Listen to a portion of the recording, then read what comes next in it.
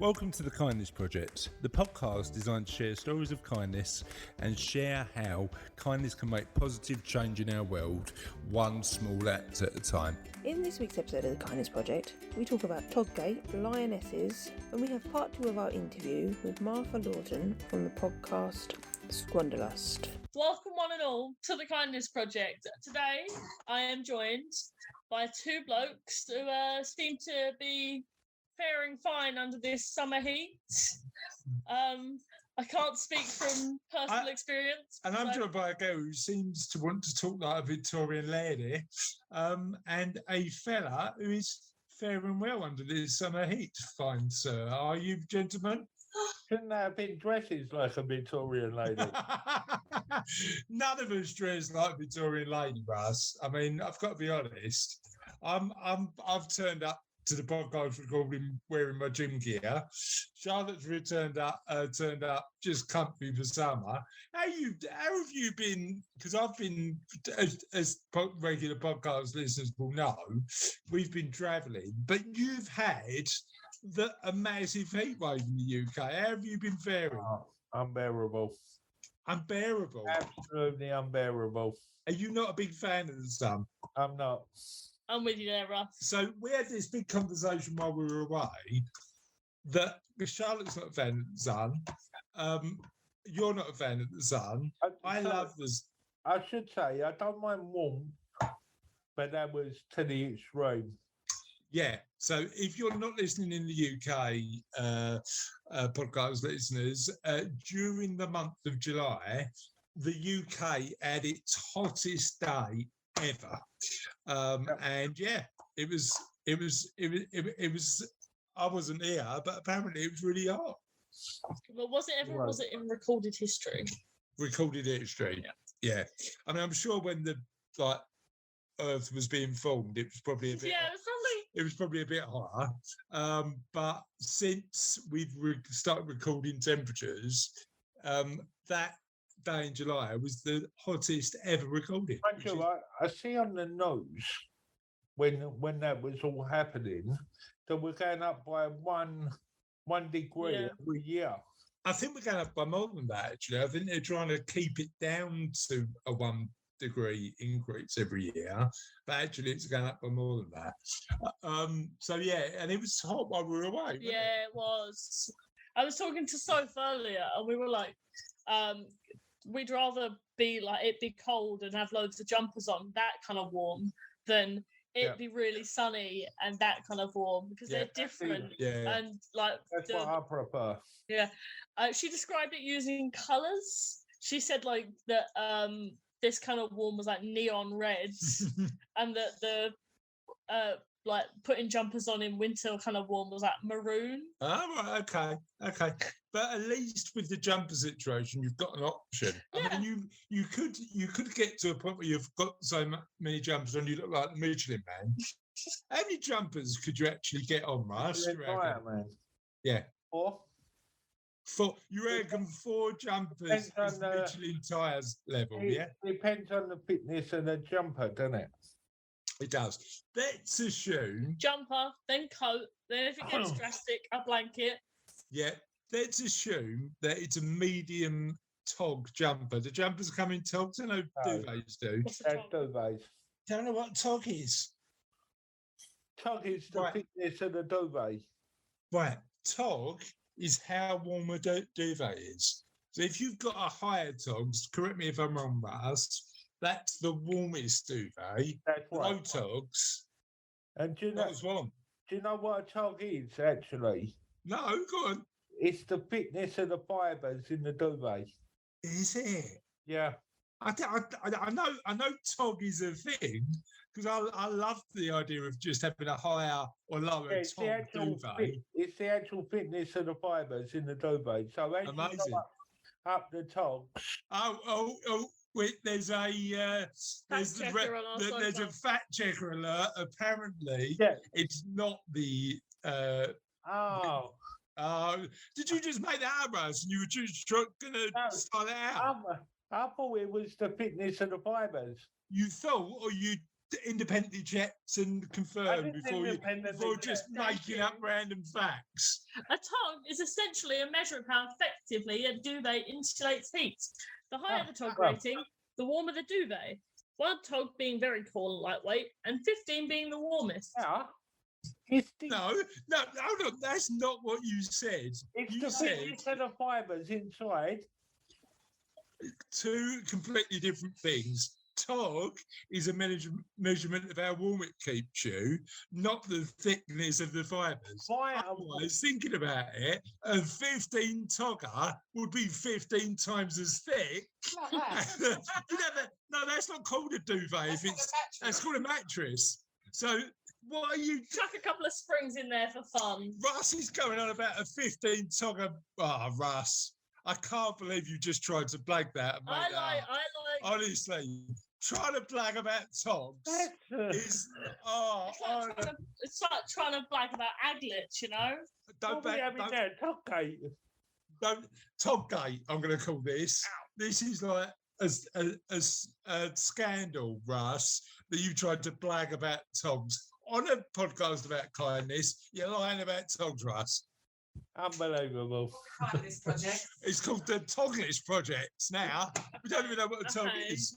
Apparently, what did you say about aglets? They're at the end of your shoelaces. They're the little plastic bits. That's the plastic bit at the end of a shoelace. I'm not getting involved in that. Where does the name aglet come from, Russ? I don't know. No, we don't want aglet gate, do we? Clearly. And let's talk about this week about the amazing result of the England women's football team. I loved it. I absolutely loved it. I watched a few games when I was away, didn't I? I get to. Yeah, you used to like slip off, and I'd be like, "Where's Dad?" Watching the women's football. I used to sort of go to the hotel bar while we were away and watch women's football, which I absolutely loved. And interestingly, on the analysis after the match, I was watching it in the UK on the BBC. There was a lot of talk about hopefully this will give a nudge to people to go and watch.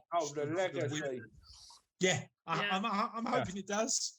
And funny enough, I'm a sort of supporter of West Ham. I've got a text from West Ham today saying, would you like to come and see some women's football? A West Ham women's season ticket is only 50 quid. 50? So 50 quid for the entire season. So I'm hoping a lot of people take up the offer of going to watch a bit more women's football. I'm certainly going to. It's a great city in the world. Got a women's club. Norwich. It's the greatest city in the world. We've got a women's football club. Right. I think so. You don't know? I don't know much about Norwich women's football. Why not? Although I don't know a little bit about. Just make out, Russ, like you do with dogs. I don't know a little bit about Havering walking football now. Go on, tell me about that. So Havering's got a walking football team. Walking football is really popular now, isn't it? What's that? Because you sent me, it's for over 50s. So I'm not old enough yet, clearly. We're getting there, mate. I won't be playing walking football anytime soon. No. But it is a popular thing. If your mobility is a bit less, I think it's a good idea. Anything that keeps you moving and as mobile as possible when you get a bit older, I think is an amazing idea. So walking football is there. What else would you like to talk about, Russ? You mentioned on last week's podcast that the Hornchurch Round Table was doing a summer centre. Yeah. How did that go? As far as I know, and again, I was out of the country, but as far as I know, it went amazingly well. They raised a few £1,000s in both food and cash to give away to local charities. Really good work in terms of getting that done. I think they had 3 carloads of food to give to local food banks. Love the fact that happened. So well done, everybody on the Hornchurch Round Table and everybody involved. We've got Steve Donovan, who's been involved in our local round table for years. Coming up in 2 weeks on the podcast to talk about the amazing work they do at Hornchurch Round Table. But that's reflected on round tables around the country. So if you're thinking about a way to be a bit kinder, get involved in your local community and help out, then that is a pretty amazing thing to do. We had a bit of a tragedy while me and Charlotte was away in our local area, because I think in part because of the hot weather, a row of houses burnt down not a million miles away from us. And the community, and this is when I always say people are generally good, the community has been amazing in terms of rallying around and supporting those people. Gazzy was doing some voluntary work on Sunday, helping out to raise money for them by selling all the goods that have been gifted to make sure. So all of that sort of, how did that event go? It was really good, like because there was a lot of stuff that was donated, and then a lot of people turned up to sort of like buy this stuff to raise the money. Yeah, although Sophie was really upset because Sophie went and volunteered for us, laid out an entire train set, spent like loads of time making it look really good, and then somebody walked up the minute she laid it all out and went, "How much is that? £3? I'm taking it." £3. So £3 bargain, isn't it, for a full train set? It is. Would you have it? Kiddies multicolored. I would have, yeah. How much would you pay for a 4-tog duvet? No, it's not based on fitness. I've just done one of. How about a 6-tog? I'm gonna take my tog out the back in a minute and burn it as soon as we're finished here. You're gonna burn your tog? This is more of an uprising than burning the bra back in the 60s, mate. Is this your feminist expression, Rush? You're going to burn your tog? That's it. What are you going to do when Kelly says, "Where's the duvet?"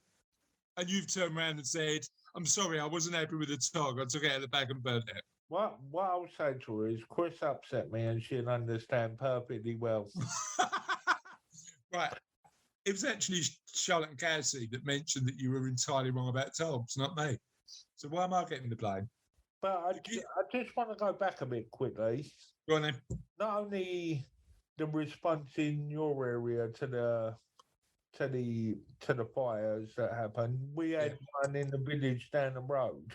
Right. Come off a field and burn down 15 houses. You're joking. And the sort of community in Swapham, particularly, come together, was giving away free food. Exactly.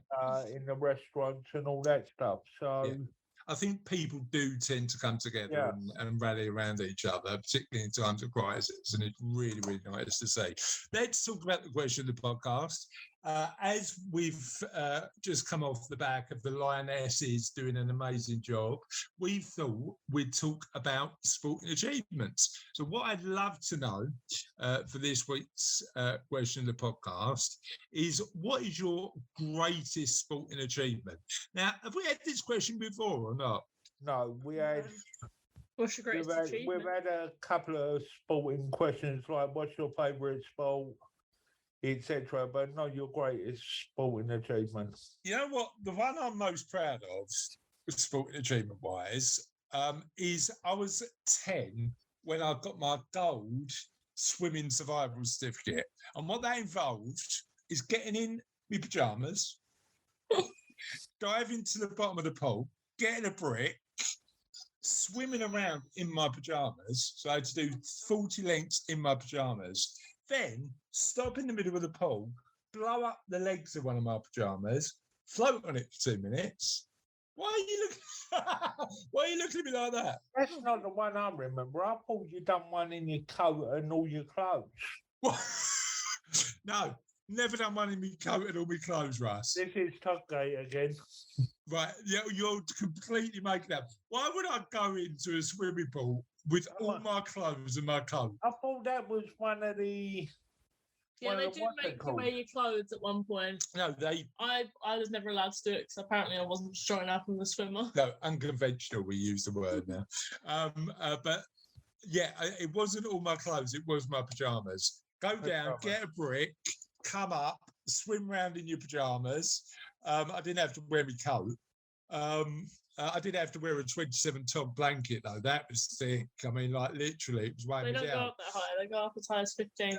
How high do they go up, Russ? So 15 ton I had to wear. It was massive. It hit the ceiling a few times, put me off because it was so thick. And then had to float on my pajamas and then take my pajamas off and do another 40 laps around the swimming pool. And that is probably the one that at the time I felt most proud of. I love doing that. The gold survival certificate. All I got is a little badge to put on my trunks. I don't know where that badge is now because the trunks don't fit anymore. But absolutely What love about it. recent sporting achievements? I mean, I've done as you know, I've done a couple of marathons. I've done 3 marathons. Really proud of that. I can still jump. Is my one. I love it. I love a jump. Although, while I was away in Italy last week, I tried to jump onto a stone bench, mistimed, fell off the bench, and literally grazed my entire right calf. So let me understand this right. You took up parkour, decided to jump on the bench, and then give it up again. Yeah, parkour at 44, even though that rhymes, it's probably not a good thing to do. Parkour at 44. That's what you do. It's a YouTube channel waiting to happen. What's your greatest sporting achievement? I don't have a lot of sporting achievements. I was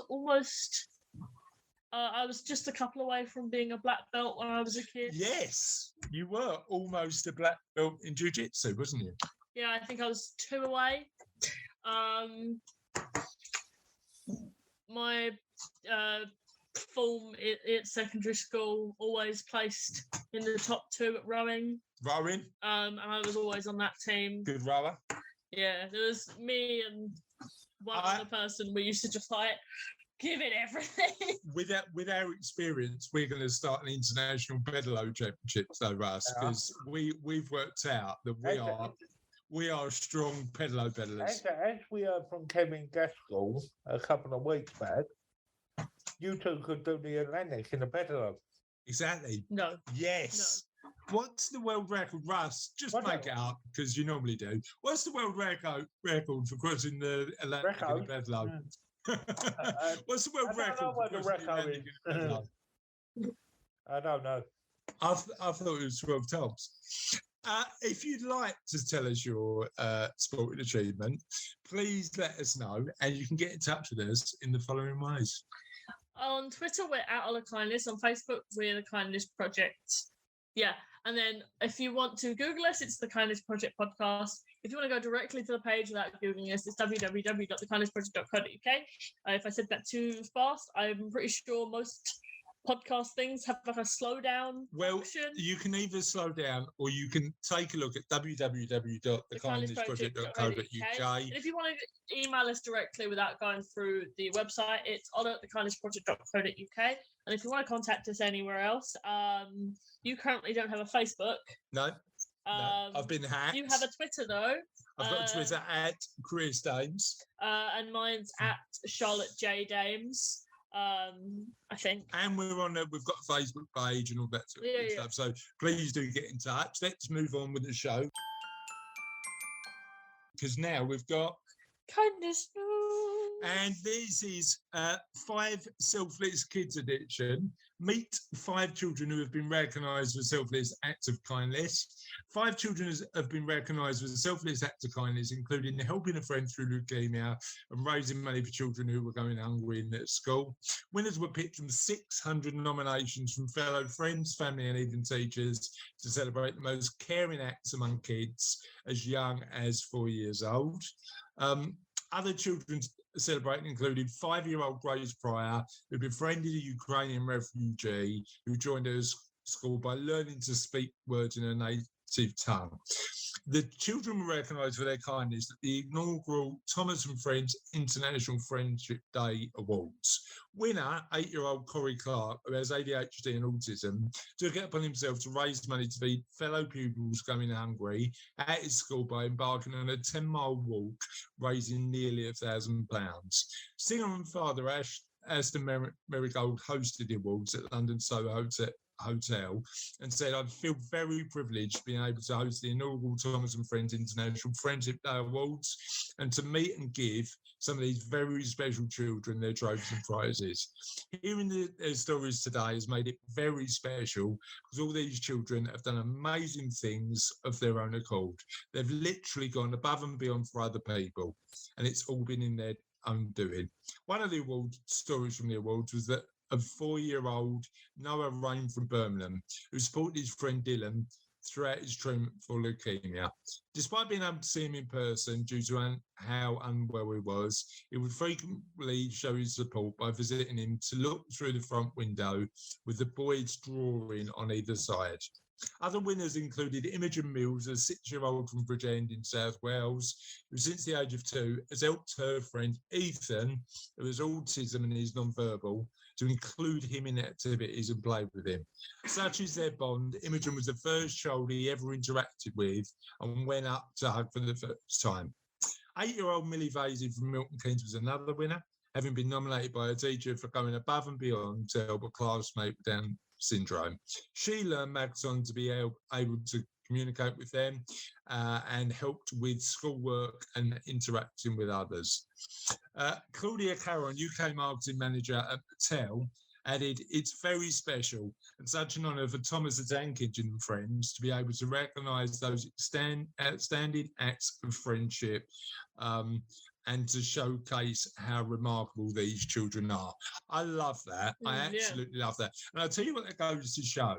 I think kindness is something we are taught not to do as opposed to taught to do. Do you know what I mean? It's one of those things that kids as young as 4 do naturally, and show empathy naturally. What do you think? Yeah. I definitely think it demonstrates like that people aren't like born with like prejudices and anything like that. Just people just like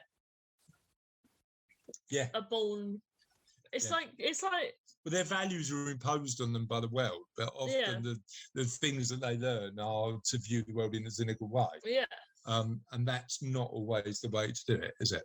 But so that was great. Thank you. Hopefully you really enjoyed that piece of kindness news. We're going to move on to part 2 of our interview with Martha Lawton from the podcast Squanderlust. I had a really interesting and wide-ranging chat with Martha. Hopefully you'll enjoy part 2. How important do you think mindset is? Because I like from I'm a very, very amateur behavioural psychology student, and I like Carol Dweck's work on fitness and growth mindset. Yeah, so important. And I mean, it was really funny. I think certainly the value stuff, I agree, is like massively important. And I always talk to the kids about this, like, never stop learning, always make sure you're in a position where you continue to sort of work and develop. And there's a we sponsored Savello, my business, sponsored the local literary festival a couple of years ago. And there's a guy, there was a guy, he's an amazing guy. You know what? Bobby Seagull. Do you know who Bobby Seagull is? Yeah, I've heard the name. So he's been on University Challenge. Right. He's a maths teacher in East London. Okay. But he got famous on just being this really enthusiastic guy on University Challenge. Amazing guy. And he does sort of documentaries on the BBC now as part of his thing. And he was just talking about the stuff that he taught his kids in school in East London, and because we were sponsoring the event, I took Charlotte. We went to see Bobby. He came into the office and had a chat before we did it, and it was really good fun. And he talked a lot about the importance of just having that growth mindset and making sure kids understand that we are all. Do you find that as adults we lose that? Yeah. We're all works in progress, aren't we? Yeah. Exactly. I'm not sure that adults lose it. Well, I guess it's possible if you're in an environment where everybody is thinking in a very fixed mindset way. It can kind of infect you a little bit. Yeah. And vice versa, actually. But it's definitely really important, and I think because if you have a fixed mindset, you don't fundamentally believe you can change. Yeah. So coming to me with a fixed mindset, what do you think is really actually going to happen? You don't believe in the possibility of your own change. That is, we're both pushing a boulder uphill at that point. It's going to be hard. And I have to look for evidence for that person of times they've changed. Yeah. To see whether it's going to be a relationship where you can support them, right? Yeah, and to help them to just unlock a little bit more of that growth mindset for themselves. When have you made a difference? No, I really like that. And then the other thing I was going to mention, we'll go on to question 3 at the minute. We're only 2 questions in. But I'm loving the wisdom, Martha. I'm loving the wisdom. But I forgot. I lost my train of thought. So you thought this was going to be you, and it's definitely me. So the other element that I was going to be talking about was but just finished a book called Designing Your Life. So when I'm doing a bit of work with clients, a lot of the non-financial challenges is because they're just going through this transition where hopefully we've told them they're never going to run out of money again, but they're just saying, well, look, that's that career that I've had for 30 years. That's part of my identity. That defines who I am.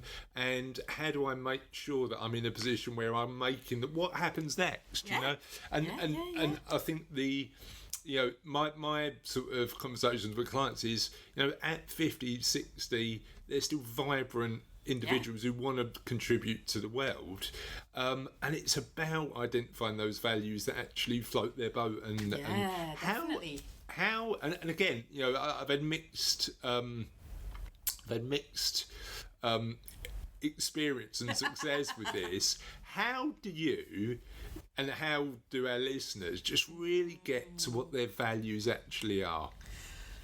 Oh my goodness. If that's the starting point, which we agree it is. I think there's something about thinking about what makes people really excited and passionate. You asked me what gets me out of bed in the morning, so there's something about that. What makes you really excited? What makes you really passionate? There is something also about what do you not want. And going really heavily into that, because sometimes what do you want is such a huge open question. It's really hard to answer that one. But if you ask somebody what they don't want, they can probably have a big long rant. And then you say, okay, well, we want the opposite of that then. That makes sense. That makes perfect sense, actually. It's like we want to avoid, and again, sometimes pain is just more powerful than pleasure, isn't it? In terms of the avoidance of pain. It's more salient a lot of the time. So we can look for what do you not want. Okay, so you then do want whatever the opposite Love that is. Love that. And so I have done exercises myself where I've thought about what was when I was doing some career change thinking a while ago, where I thought, well, where were the worst workplaces that I've had? I'm not going to... Right, you're going to avoid that. I want the opposite of that. Interesting. So how can I screen... You know what? That's a really good way of doing it, actually. And it means that I think 12 years in running my own business, I'm now unemployable. But the reality is...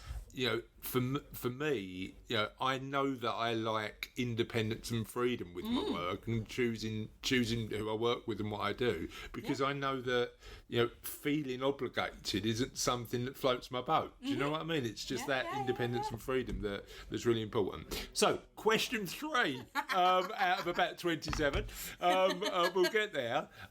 Is why we've talked a lot about why values are so important and why people should live their life. Why is it so important that people need to understand about their money, and what does it give to somebody to have better control of money, do you think?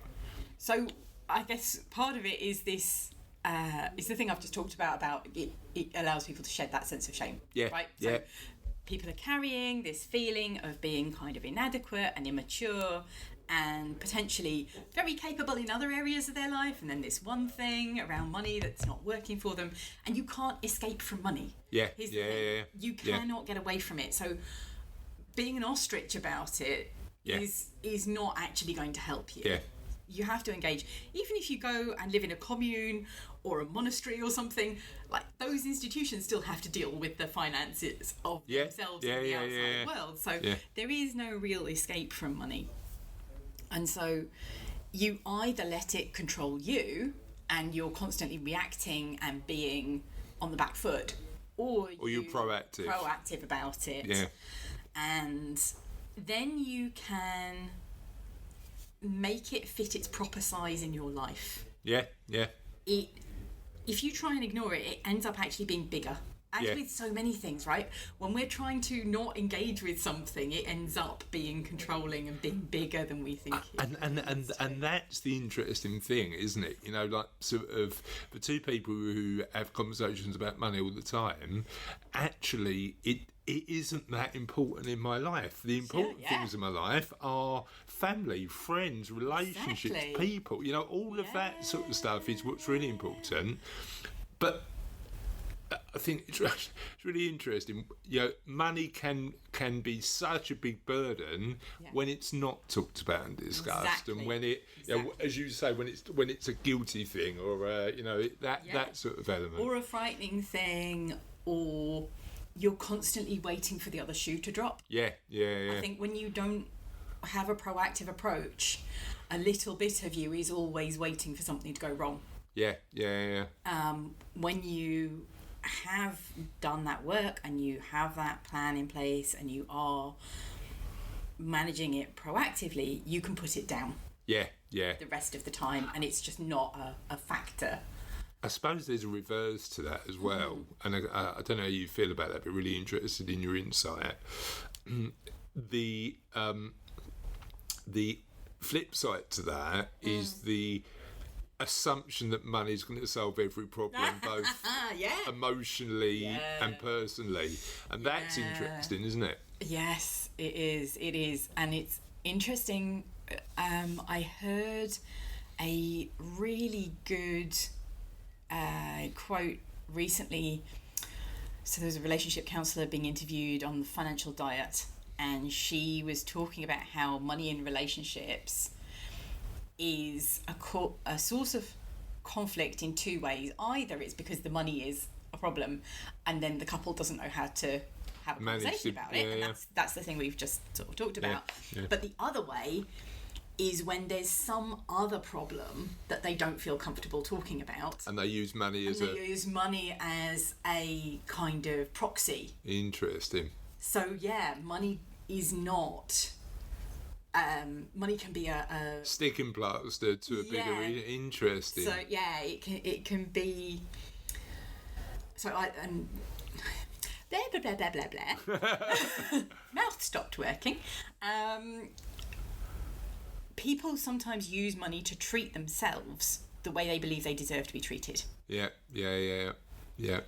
And if that is the case, then it doesn't really matter what you do in terms of the technical or knowledge side around the money, because it's the self-worth element that is actually important. And money won't fix that. You can chase all the money in the world if you don't feel right about yourself and in your relationships. And that's why it always goes back to those values. You know, what makes you a person that you're comfortable with. Now, we are a kindness podcast. We do talk about people doing good stuff in the world, and clearly helping people with their gain confidence with money, make sure they're comfortable with their relationship with money is important work, because it's a kind thing to do to make sure that you're sort of filling that gap. But I know that a lot of the work you've done in the past has been around helping people understand more about money. Yeah. What did you learn about kindness from? Because I know you've been in a sort of number of different environments where some of the challenges around that were quite intense, right? Yeah. So talk to me a bit about that work, and talk to me about what you learned about kindness through helping people. Sure. So, although what I do now is kind of private practice, I actually got started in helping people to understand and use money better originally in the charity sector, doing financial education work, what used to be called financial capability,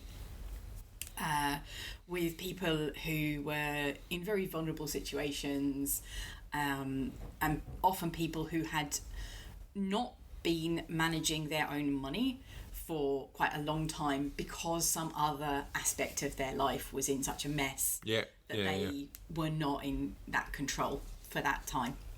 So I'm talking about people who had been homeless, people who were in drug and alcohol recovery, people who, women who had been in abusive relationships, people who'd had serious mental health challenges, different kinds, young people who'd been in care and were leaving care and suddenly had been kind of booted out into the world age 16 with you're an adult now, off you go. Yeah, all of those kind of situations.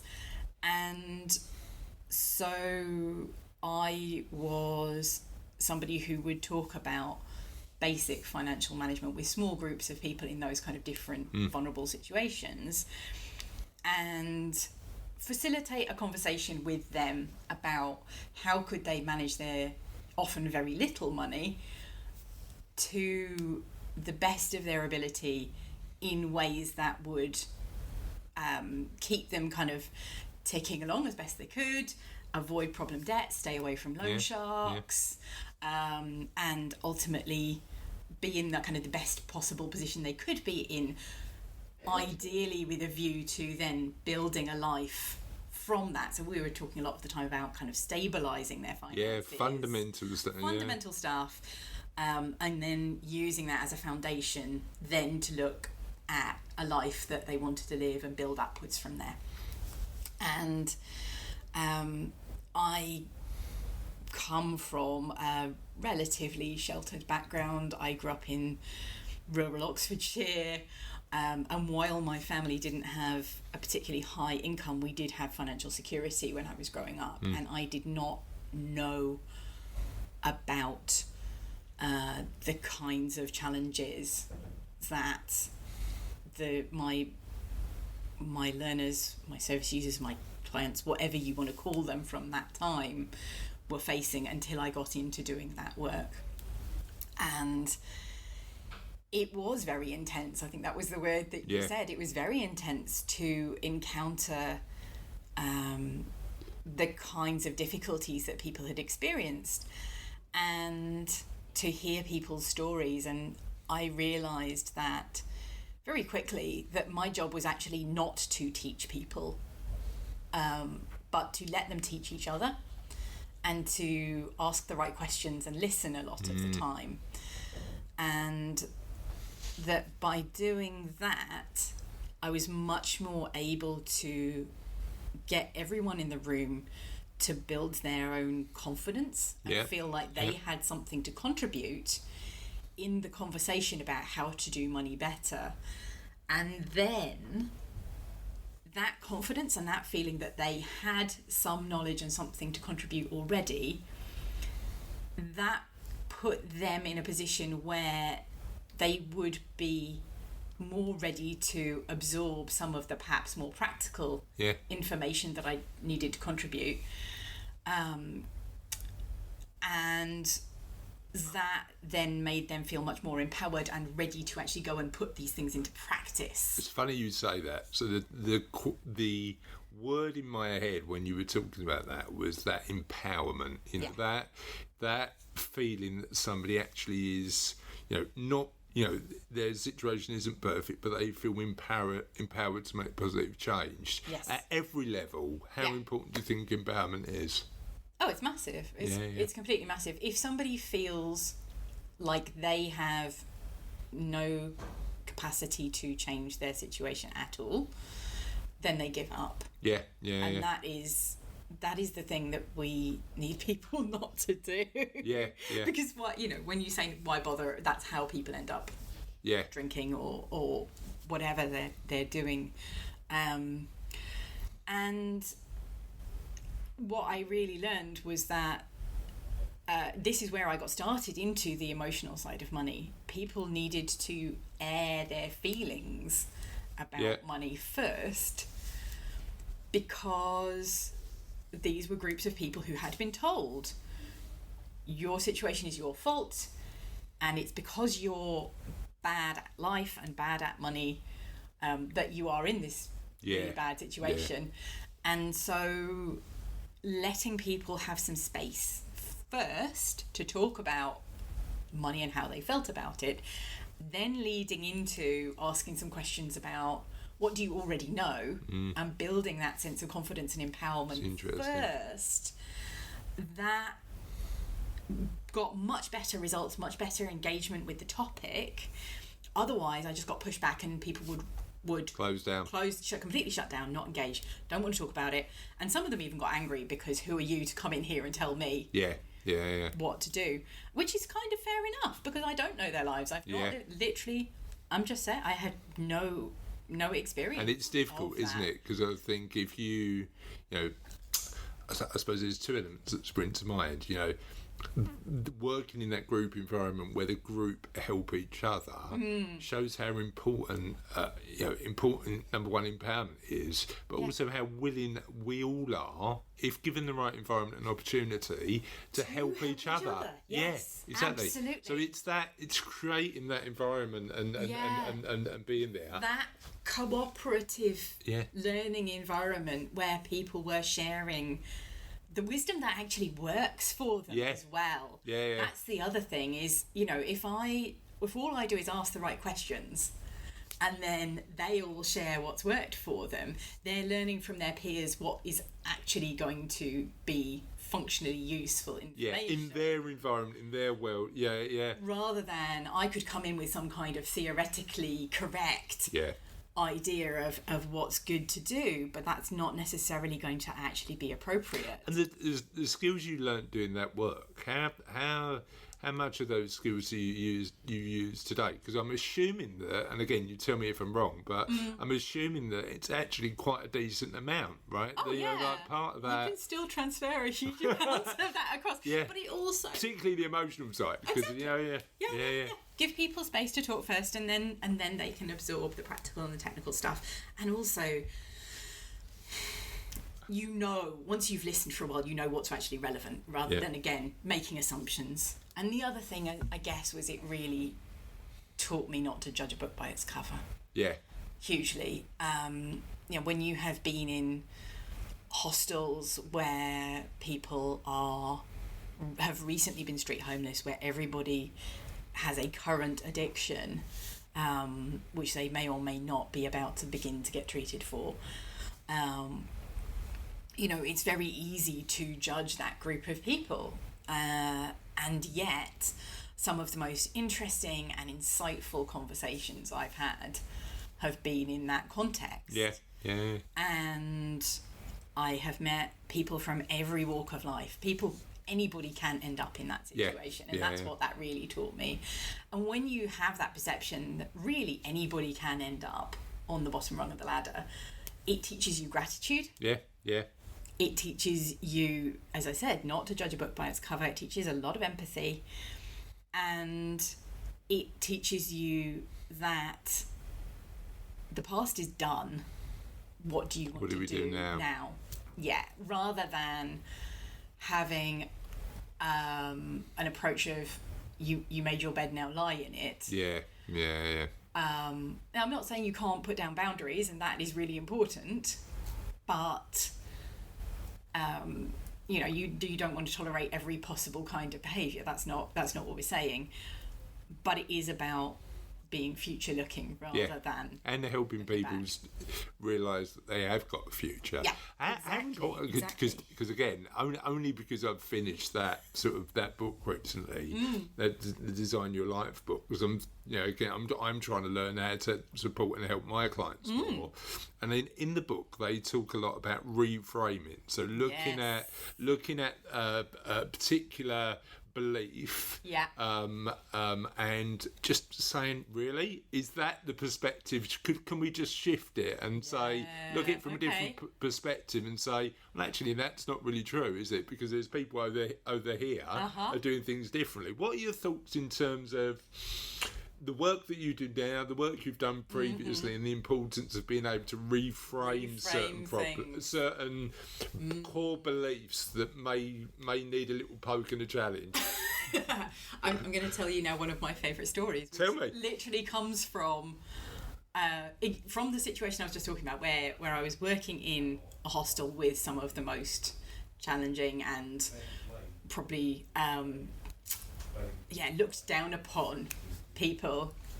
And the first thing you need to know is that attendance on my workshop was compulsory for all new arrivals into this hostel. So nobody wanted to be there, right? I was 29 at the time. Not the ideal position, group of blokes, many of whom were middle-aged, hardened street drinkers, right?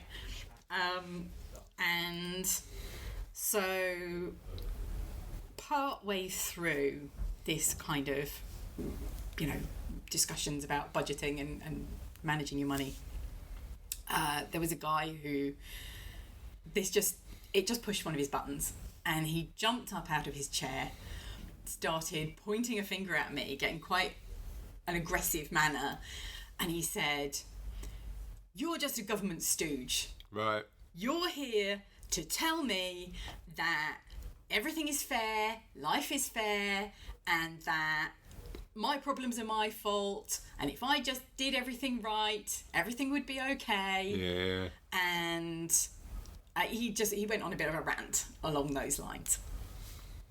And How early you're doing this work? How long have you been doing this work at this point? At that point, probably 6 or 7 months. Okay, like so it's still quite early on. Yeah. Still fairly early on, but I'd done enough of it to have handled nobody as challenging as that, but I'd certainly handled some fairly challenging kind of groups before.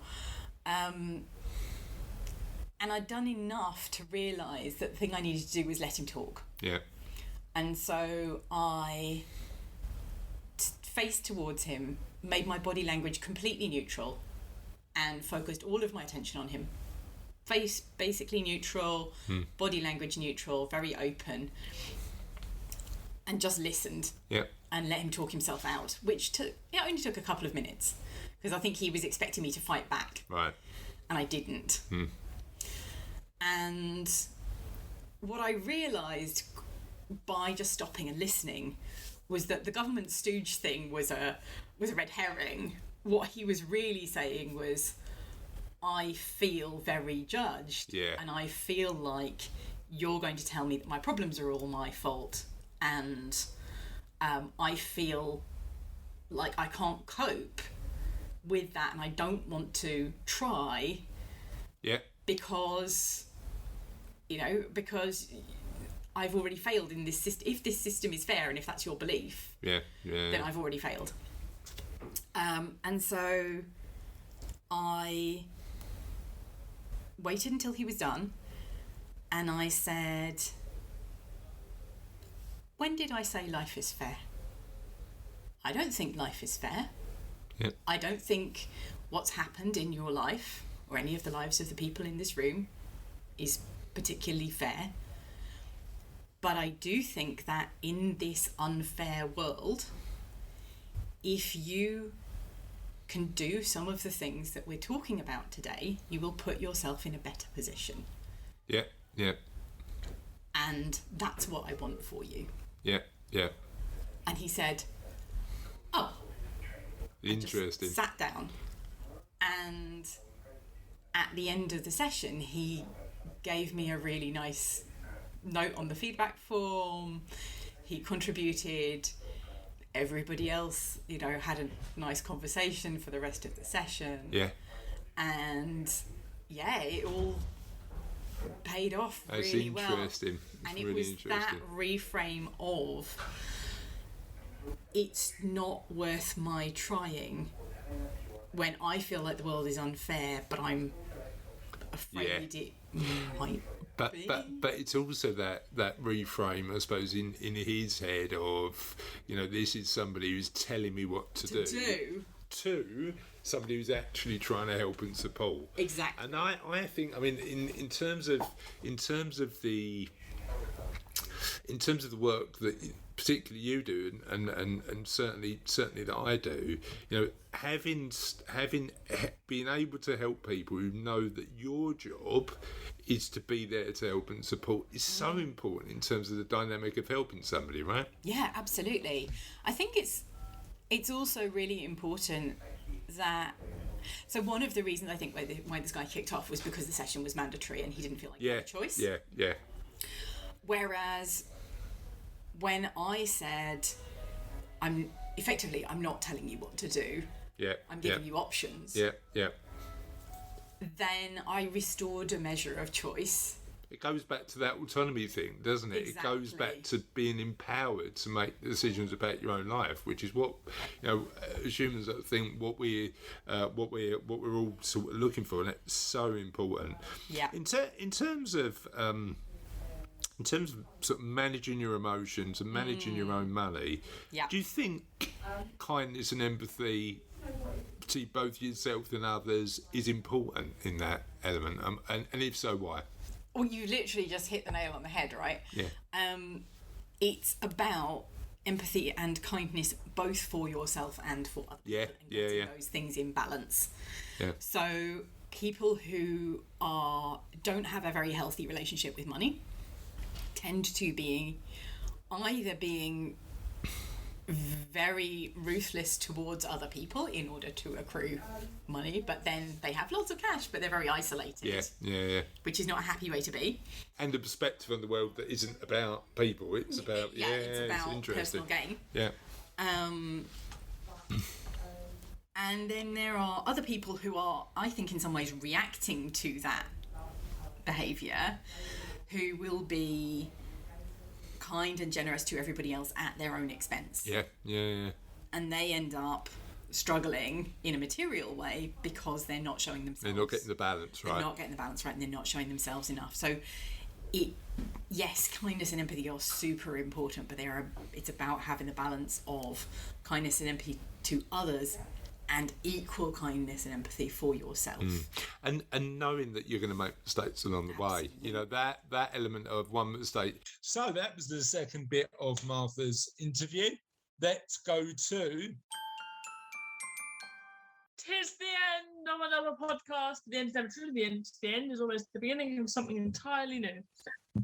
And I asked in last week's question podcast, what is the most unusual thing you've done that you've really enjoyed? Fiona Sharp said, I'm currently volunteering at the Commonwealth Games in anti-doping. Quite an eye-opener into behind-the-scenes regulation and almost as much paperwork as financial services. Ryan Ross has recently taken up cold showers that he finds surprisingly enjoyable. He's signed up for an Ironman triathlon, which is very, very difficult, but really amps you up to do other big things with your life. They're the two answers we had. Hopefully you enjoyed this week's podcast, and we'll see you next time on The Kindness Project. Bye. Bye.